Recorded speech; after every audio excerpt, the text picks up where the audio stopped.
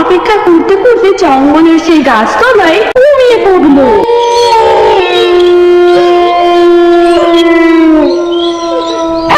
শিয়াল নেকড়েদের চিৎকারে মরিনের ঘুম ভেঙে গেল এবং সেই ঘুম থেকে উঠে তার চারিপাশে এমন অন্ধকার দেখে ভীষণ ঘাবড়ে যায়।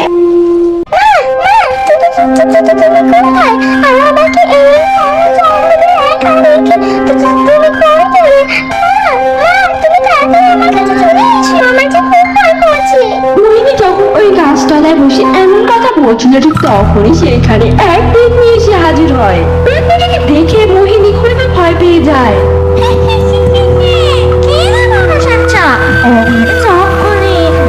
শুনতে দেয় না, সে আমরা কাছে তো